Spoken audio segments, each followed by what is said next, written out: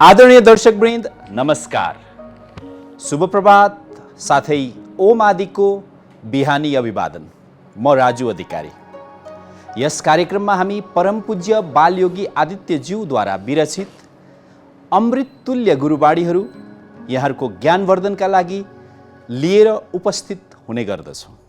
आउनुहोस्, आज पनि हामी परम पूज्य गुरुदेवले विगतमा प्रदान गर्नुभएका अत्यन्तै अनमोल गुरुबाणीहरू लिएर हामी उपस्थित भएका छौँ। ती गुरुबाणीहरूलाई श्रवण गरौँ, चिन्तन गरौँ, मनन गरौँ र जीवनमा चरितार्थ गर्ने प्रयत्न गरौँ भन्ने अपिल गर्दै सुरु गरौँ आजको पहिलो यो गुरुबाणी। शान्ति चाहन्छौ भने सत्सङ्गको आनन्दलाई महसुस गर। दर्शकवृन्द, शान्ति चाहन्छौ भन्ने जुन वाक्य छ, तपाईँ हामी प्रत्येकलाई भने जस्तै लाग्छ। तपाईँ हामी को छौँ होला जसलाई शान्ति चाहिएको छैन। आजभोलि अशान्ति सर्वत्र व्याप्त छ। तनमा छ, मनमा छ, जीवनमा छ, दिनमा छ, रातमा छ, एकान्तमा छ, भिडमा छ, पैसा हुनेहरूसँग पनि छ, पैसा नहुनेहरूसँग पनि छ। त यो अशान्तिको बोलबालाको युगमा शान्ति सबैलाई चाहिएको छ। तर शान्ति प्राप्त गर्नका लागि, शान्तिको रसपान गर्नका लागि, भनौँ कि शान्तिलाई अनुभूति गर्नका लागि धेरै उपायहरू छन्। तीमध्ये सर्वश्रेष्ठ उपाय हो सत्सङ्ग। परम पूज्य बालयोगी आदित्यज्यूले प्रदान गर्नुभएको प्रस्तुत सूत्रले, प्रस्तुत दिव्यवाणीले पनि हामीलाई स्पष्ट सङ्केत गरेको छ कि शान्ति चाहिएकाहरूले सत्सङ्गको आनन्दलाई महसुस गरौँ। प्रश्न उठ्छ, सत्सङ्ग के हो? सङ्गत शब्दबाट सत्सङ्ग बन्यो। सङ्गत साथीभाइ, इष्टमित्र, दौतरी, नाता सम्बन्धी, छरछिमेकी यी सबै सङ्गतिमा पर्छन्। र असल सङ्गत जसले सत्यतर्फ लम्काउँछ त्यो सत्सङ्ग हो। जसले आत्मा परमात्माको चर्चा गर्छ त्यो सत्सङ्ग हो। जुन बसाइ बसिसकेपछि, जुन भेटघाटको स्नेह मिलनको आनन्द लिएपछि आत्मोत्थान हुन्छ त्यो सत्सङ्ग हो। त पूज्य बालयोगीज्यू हामीलाई सूत्र दिँदै हुनुहुन्छ कि सत्सङ्गको आनन्दलाई महसुस गर्ने हो भने तनमा, मनमा, जीवनमा शान्ति आउँछ। श्रीमद् भगवद् गीताले पनि स्पष्ट भन्छ कि अस्थिर बुद्धि भयो भने शान्ति आउँदैन। स्थिर बुद्धि चाहिन्छ शान्ति प्राप्त गर्नका लागि। त स्थिर बुद्धिका लागि हाम्रा तर्क, वितर्क, कुतर्कहरू विश्राममा जानुपर्छ। तर्क, वितर्क, कुतर्कले विश्राम लिनुपर्छ अनि बुद्धि स्थिर हुन्छ। तसर्थ शान्तिका लागि स्थिर बुद्धि अवश्य चाहिन्छ। त्यो प्राप्त हुन्छ सत्सङ्गले। र सत्सङ्गमा बसेर मात्रै पनि हुँदैन। हाम्रो मन चञ्चल छ, शरीर मात्रै त्यहाँ छ, मन चाहिँ कता कता आफ्नै पीर, चिन्ता, व्यथा, आफ्नै घर परिवार व्यवहारमा छ भने त्यो पनि आउँदैन। हामी जे गरिरहेका हुन्छौँ त्यसमा गहिरिने कला नै के हो?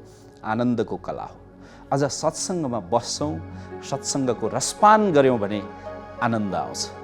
त दर्शकवृन्द, परम पूज्य बालयोगी आदित्यज्यूले आफ्नो सुरुवाती लेखन अवधिमा दिनुभएको प्रस्तुत गुरुबाणी अत्यन्तै अनमोल छ। आउनुहोस्, यसै क्रममा अर्को एउटा निकै लामो समय अगाडि पूज्य गुरुदेवले दिनुभएको गुरुबाणी हामी श्रवण गरौँ।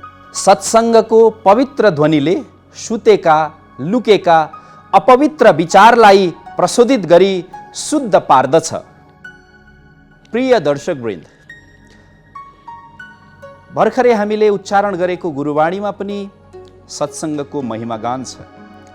वास्तवमा सत्सङ्गका धेरै तरिकाहरू छन्। कीर्तन, सङ्कीर्तन, भजन, ज्ञान चर्चा, प्रवचन, स्ववचन, उद्बोधन, मौन, ध्यान यी सबै सत्सङ्गका आयामहरू हुन्। जसलाई जेमा रुचि छ या जसलाई जुन सत्सङ्गमा भाग लिन अनुकूलता छ त्यसमा सहभागी भएर जब हामी सत्सङ्गबाट निस्किएको सङ्गीत, कीर्तन, आरती, स्तवन, स्तुति, भजन या कुनै छन्दात्मक अभिव्यक्ति हुन्छ त्यसले हाम्रो मनभित्र, चित्तमा लुकेर बसेका, सुतेर बसेका, निदाएर बसेका अपवित्र विचारहरूलाई धोइदिन्छ, प्रशोधित गरिदिन्छ, प्रक्षालन गरिदिन्छ। एक प्रकारले परम पूज्य बालयोगी आदित्यज्यूको प्रस्तुत गुरुबाणीको आशय यो पनि हो कि सत्सङ्ग भनेको आध्यात्मिक साबुन हो जसले चित्त मनमा लुकेर बसेका, छिपेर बसेका, नदेखिने गरी गुम्सिएर बसेका अपवित्र विचारहरूलाई धुइदिने काम गरिदिन्छ। त हामी सत्सङ्गमा अवश्य समय निकालौँ। तपाईँ हामी थोरै मात्र प्रयास गऱ्यौँ भने हाम्रो दैनिक दिनचर्याबाट अनेकौँ टेलिभिजन, अनेकौँ मोबाइल, अनेकौँ प्रकारका चाहिँ तपाईँ हाम्रो सामाजिक सञ्जाल, विभिन्न प्रकारका अरूको निन्दा चर्चा आदिबाट थोरै समय निकालौँ, केही मिनट मात्रै समय निकाल्यौँ, पर्याप्त समय निस्किन्छ। त पूज्य गुरुदेवले हामीलाई अपिल गर्नुभएको छ, सत्सङ्गमा लागौँ, जसले सत्सङ्गको ध्वनिलाई, विशेष गरी त्यो पवित्र निर्मल ध्वनिलाई सुन्छ। त्यो श्रवण इन्द्रिय मार्फत जब चित्तमा जान्छ, त्यो ध्वनिले त्यो चित्तभित्र लुकेका कुविचारहरूलाई, कुस्वभावहरूलाई, कुचरित्रहरूलाई पखाल्दिन्छ अनि व्यक्तित्वलाई शुद्ध पार्दछ। त्यसैले त दर्शकवृन्द, हाम्रा सबै शास्त्र, सबै ऋषिगण, सबै परम्परा, सबै सम्प्रदाय, सबै जसो धर्ममा सत्सङ्गको विशेष महिमागान गाइएको छ। दर्शकवृन्द, परम पूज्य बालयोगी आदित्यज्यूले प्रदान गर्नुभएका अनेकौँ गुरुवाणीहरू हामी यस कार्यक्रममा यहाँहरूको ज्ञानवर्धनका लागि, यहाँहरूको सत्सङ्ग अवसरका लागि पस्कँदै आइरहेका छौँ। आज हामीले परम पूज्य बालयोगी आदित्यज्यूले सुरुवाती दिनमा प्रदान गर्नुभएका महत्त्वपूर्ण गुरुवाणीहरू पस्किरहेका छौँ। आउनुहोस्, यसै क्रममा अर्को एउटा महत्त्वपूर्ण गुरुवाणी श्रवण गरौँ। जीवन तब अमूल्य लाग्नेछ जब तिमी अहङ्कार भुली अरूको लागि जिएको आवास गर्नेछौ। दर्शकवृन्द, भर्खरै वाचन गरिएको गुरुवाणी जीवन मन्त्र हो। तपाईँ हामी दैनिक व्यस्त दिनचर्यामा दिनभरि पनि ज्ञानको स्मरण गर्न पाइरहेका हुँदैनौँ। तपाईँ हामी थोरै जन मात्रै छौँ, थोरै व्यक्ति, दुर्लभ व्यक्तिहरू मात्रै छौँ जसले जन्म, जीवन, ईश्वर परमात्मा, ब्रह्म, भगवान, सेवा, परोपकार आदिका बारेमा सोच्न भ्याइरहेका हुन्छौँ। त पूज्य गुरुदेवले हामीलाई प्रस्तुत गुरुवाणीका माध्यमबाट सम्झाउनु भएको छ, स्मरण गराउनु भएको छ कि अहङ्कारलाई भुलेर, अहङ्कार भनेको मपाइत्व, अनावश्यक नकारात्मक अर्थ झल्काउने मपाइत्व, अर्थात् गर्ने थोरै, दिने थोरै, व्याख्या धेरै, अनि कुनै पनि दृष्टिबाट मेरो आफ्नो व्याख्या, परिचर्चा, प्रशंसा होस् भन्ने मनोभाव, यो नै अहङ्कार हो। भनिन्छ कि सबै द्वन्द्व, सबै कलह, सबै जटिलता, विषमता, अप्ठ्यारा, समस्या, झगडा, मुद्दा, मामिला आदि सबैको जड नै के हो? अहङ्कार हो। अझ भन्ने हो भने अध्यात्म मार्गको सर्वश्रेष्ठ बाधक, सर्वघातक बाधक भनेकै अहङ्कार हो। त पूज्य बालयोगीज्यूले प्रस्तुत गुरुवाणीमा स्पष्ट सम्झाइदिनु भएको छ कि जब तपाईँ हामी आफ्नो अहङ्कारलाई भुलेर, अहङ्कारलाई शुद्ध पारेर अरूका लागि जिउन थाल्छौँ, अरूको खुसीका, अरूको सेवाका लागि, अनि जीवन अमूल्य लाग्नेछ। त दर्शकवृन्द, बारम्बार मनन गर्नुपर्ने प्रस्तुत गुरुवाणी तपाईँ हामी हरेकका लागि जीवन मन्त्र, अध्यात्म मन्त्र र आजीविका मन्त्र हुनुपर्दछ। त पूज्य गुरुदेव जसले यस्तो गुरुवाणी दिनुभयो, हामी प्रार्थना गरौँ, अनुरोध गरौँ, यस किसिमका गुरुवाणीहरू हामीलाई निरन्तर दिँदै रहनुहोला। दर्शकवृन्द, आज हामी परम पूज्य बालयोगी आदित्यज्यूले विगतमा प्रदान गर्नुभएका गुरुवाणीहरू यहाँहरू समक्ष पस्कँदैछौँ। यसै क्रममा आउनुहोस्, अर्को एउटा दिव्य वाणी श्रवण, चिन्तन र मनन गरौँ। आधुनिकताको भिडमा संस्कार र सभ्यता भुली आफ्नो अस्मिता आफै नलुटाऊ। आधुनिक समयमा समय मात्रै आधुनिक छैन, वर्तमानलाई आधुनिक समय भनिन्छ। केवल कालचक्रको हिसाबले आधुनिक भनिएको होइन।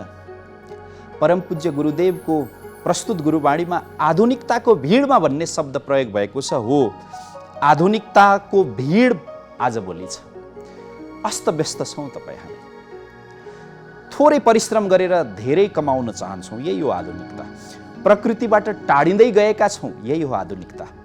जीवनभरिको गल्ती गरेर कमाइएको रोग उब्जिएको रोग 2 दिन औषधि खाएर निको भइदियोस् भन्ने हाम्रो चाहना छ, इच्छा छ। यही हो आधुनिकता। अनि अरूको भन्दा आफ्नै मात्रै स्वार्थ हेर्ने, यही हो आधुनिकता। वास्तवमा आधुनिकताको भिडमा हामी बिलाएका, रुमल्लिएका, पिल्सिएका छौँ। पूज्य बालयोगीज्यूले यही प्रतीक प्रस्तुत गर्नुभएको छ प्रस्तुत गुरुबाणीमा। र पूज्य गुरुदेव प्रस्तुत गुरुबाणीमा अगाडि लेख्नुहुन्छ कि जो व्यक्ति आजभोलिको यो चकाचौँध भनिन्छ एक प्रकारले, यो अस्तव्यस्तताको, प्रतिस्पर्धाको, अन्ध दौडधुपको आधुनिकता, यसको भिडमा हामी जो रुमल्लिएका छौँ, यदि हामीले अझै संस्कार र सभ्यता भुल्दै गयौँ भने हामी आफ्नो अस्मिता लुटाउँदै जानेछौँ। पूज्य गुरुदेवको अपिल छ कि आफ्नो अस्मिता जोगाउने हो भने, लुटिनबाट, अस्मितालाई लुटिनबाट बचाउने हो भने हामी संस्कार र सभ्यता नभुलौँ। हाम्रो सम्पत्ति भनेकै यी 2 कुरा हुन्। संस्कार, कुन संस्कार? ऋषि संस्कार, देव संस्कृतिको संस्कार, पूर्वीय संस्कृतिको संस्कार, सा प्रथमा विश्वबारा अर्थात् सबैभन्दा प्राचीन र वैज्ञानिक संस्कृतिको संस्कार। हामी यस किसिमको संस्कारमा जन्मिएका, हुर्किएका मानव हौँ। त्यस्तै हाम्रो सभ्यता कस्तो सभ्यता? अतिथि देवो भवको सभ्यता। पञ्चतत्त्वलाई पनि ईश्वर भगवान, जललाई, आकाशलाई, अग्निलाई ईश्वर माग्ने सभ्यता, र सर्पलाई पनि नाग भनेर पूजा गर्ने, कागलाई पनि, गाईलाई पनि, कुकुरलाई पनि हामी पूजा गर्ने सभ्यता। हाम्रो सभ्यता कस्तो सभ्यता? हरेक वृक्ष वनस्पतिमा भगवानको दर्शन गरेर पञ्चपल्लव र विभिन्न आयुर्वेदिक जडीबुटीहरू भित्र भगवानको निवास छ भन्ने र मान्यता राख्ने सभ्यता। हाम्रो सभ्यता नदीहरूलाई पानी बग्ने नाला नमान्ने, बागमती, विष्णुमती, नारायणी भगवानको नामाकरण गरिएर नदीहरूलाई पनि भगवती र भगवानको रूप मान्ने सभ्यता। कस्तो सभ्यता? हाम्रो हरेकको घरमा एउटा देवालय, एउटा कुलायन, एउटा मन्दिर बनाउने सभ्यता। त पूज्य गुरुदेव हामीलाई स्मरण गराउँदै हुनुहुन्छ यी सभ्यताहरू यदि हामीले आफ्नो संस्कृति, आफ्नो सभ्यता, विशेष गरी संस्कृति र सभ्यता भित्रका संस्कारहरूलाई भुल्यौँ भने हामी लुटिनेछौँ। लुटिने क्रम सुरु भइसकेको छ।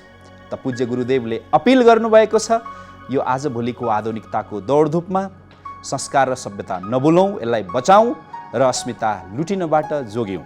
दर्शकवृन्द, हामी सबैलाई काम लाग्छ, विशेष गरी हाम्रा नयाँ पुस्तालाई, हाम्रा छोराछोरीलाई, हाम्रा आगामी पुस्तालाई झनै बढी उपयोगी प्रस्तुत गुरुबाणी बारम्बार मनन गर्न अपिल गर्दै आउनुहोस्। अर्को एउटा गुरुबाणी हामी फेरि श्रवण गरौँ। जीवनमा गरिने हर कार्य कठिन परीक्षा हुन् र भोगिने हर कर्म त्यसैको प्रत्यक्ष प्रतिफल हुन्। जीवनमा गरिने हर कार्य कठिन परीक्षा हुन् र भोगिने हर कर्म त्यसैको प्रत्यक्ष प्रतिफल हुन्। आदरणीय दर्शकवृन्द, परमपूज्य बालयोगी आदित्यज्यूले लेख्नुभएको प्रस्तुत गुरुबाणी कर्म विज्ञानको द्योतक हो। हामी सबैलाई कर्म विज्ञानको जानकारी छ। जस्तो कर्म गर्छौँ त्यस्तै फल पाउँछौँ। हाम्रो पूर्वीय शास्त्र, पूर्वीय दर्शन, पूर्वीय साहित्य, पूर्वीय वाङ्मयले त के भन्छ कि कर्मण्येवाधिकारस्ते मा फलेषु कदाचन। जस्तो गर्छौँ त्यस्तै फल पाउँछौँ। त्यसैले आफूलाई प्रकृतिको, ईश्वरको, खुदा, अल्लाह, भगवान बुद्धको यन्त्र मानेर काम गरौँ। पूज्य बालयोगीज्यूको प्रस्तुत गुरुबाणीको आशय पनि यही हो कि कर्म, हरेक कर्म र कार्य हाम्रा लागि कठिन परीक्षा हो। हामी ड्राइभिङको परीक्षा, लोकसेवाको परीक्षा, कक्षा चढ्ने परीक्षा, विदेश जाने भिजाको अन्तर्वार्ताको परीक्षा चाहिँ बडो तयारी र सावधानीले दिने गर्छौँ। तर दैनिक जीवनका कर्महरूमा तयारी र सावधानी अपनाउँदैनौँ, गल्ती हुन्छन्। अनि गल्ती भएपछि दण्ड र त्यसको परिणाम त भोग्नै पर्छ।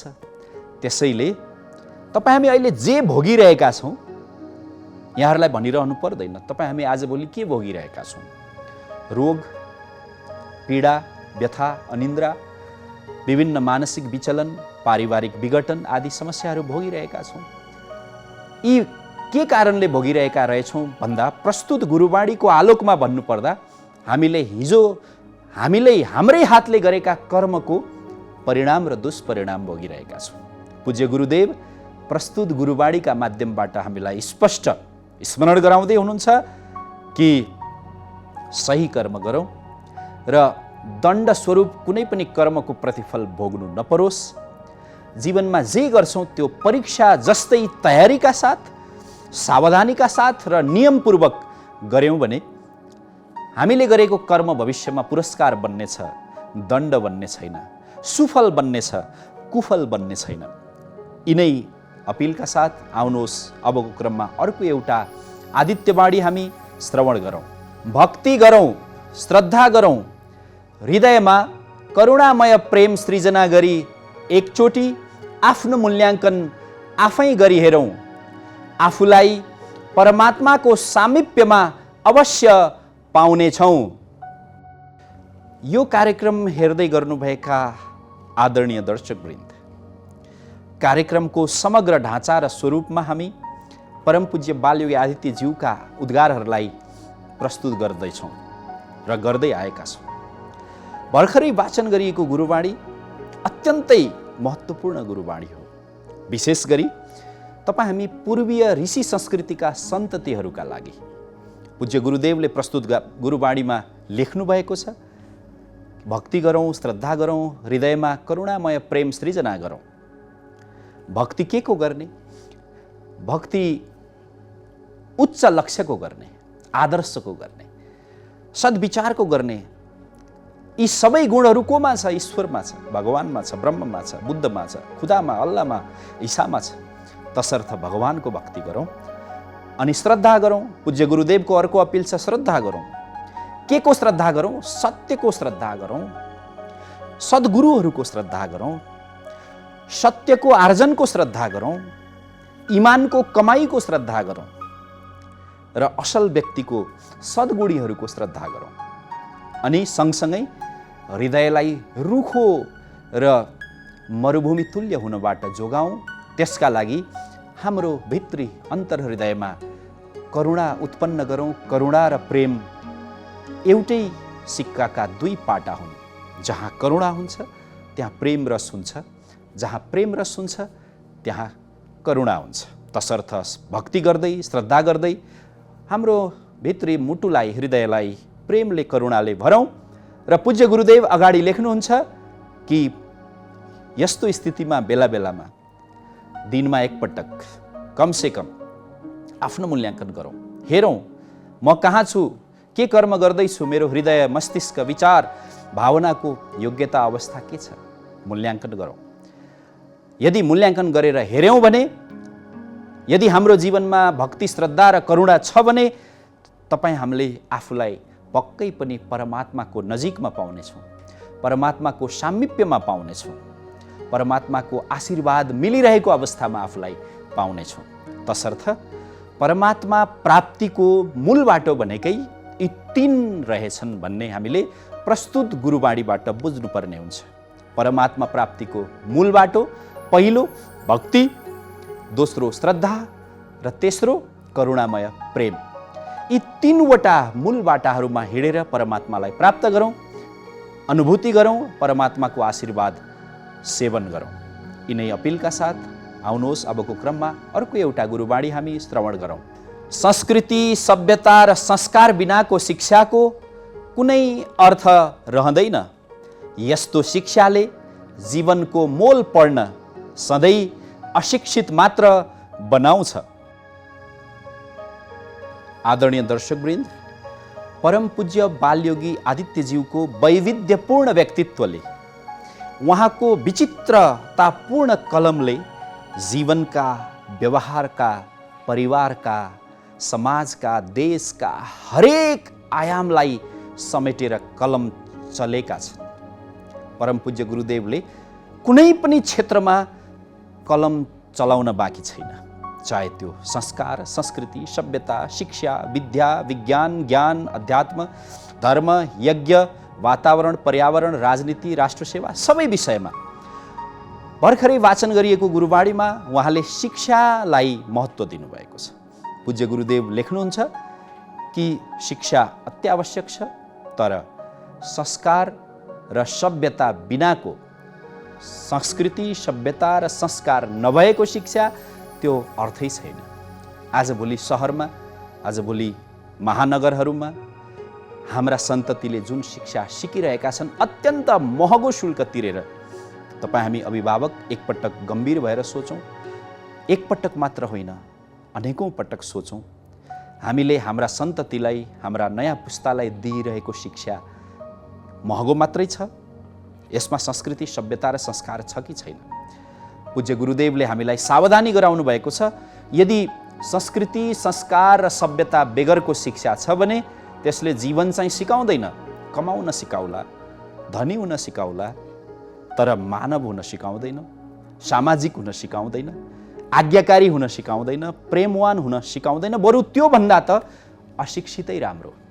पूज्य गुरुदेवको प्रस्तुत गुरुवाणीको आशय पनि यही हो कि हातभरि, झोलाभरि, बाकसभरि डिग्रीका कागजहरू छन्, विभिन्न प्रमाणपत्रहरू छन्, रोल नम्बर र प्राप्त गरेको पूर्णाङ्क अङ्कहरू पनि उच्च छ, तर संस्कार छैन, संस्कृति छैन, सभ्यता छैन भने त्यसले जीवनको मोल पढ्नबाट वञ्चित राख्दछ। तसर्थ पूज्य बालयोगीज्यू अपिल गर्नुहुन्छ, हाम्रा छोराछोरीलाई जुन शिक्षा दिइरहेका छौँ त्यो शिक्षामा संस्कार र सभ्यता अनि संस्कृतिका मूल्य मर्महरू समाविष्ट हुन आवश्यक छ। दर्शकवृन्द, तपाईँ हामी हरेक मातापिता आफ्ना छोराछोरीको पढाइलाई लिएर चिन्तित छौँ। हामी जति पनि खर्च गर्न तयार छौँ, ऋण गरेर भए पनि खर्च गर्न तयार छौँ, पैतृक जायजेथा बेचेर भए पनि खर्च गर्न तयार छौँ, शुल्क तिर्दिन तयार छौँ, तर त्यसको प्रतिफल यदि संस्कारवान सन्तति भएन भने त त्यो अनर्थ रह्यो नि, त्यसले अर्थ पाएन, सार्थकता पाएन। तसर्थ दर्शकवृन्द, परम पूज्य बालयोगी आदित्यज्यूले प्रदान गर्नुभएको प्रस्तुत गुरुवाणीलाई बारम्बार मनन गरौँ र आफूलाई पनि आफ्ना सन्ततिलाई पनि संस्कारयुक्त शिक्षातर्फ मात्रै प्रेरित गरौँ भन्ने अपिल गर्दै हामी आजको कार्यक्रमको अन्तमा आइसकेका छौँ। तपाईँ हाम्रो दिनचर्या दैनिकी अध्यात्ममय रहोस्, प्रसन्नतामय रहोस्, उल्लासमय रहोस्, यसै कामनाका साथ हामी कार्यक्रमबाट बिदा लिँदैछौँ। नमस्कार।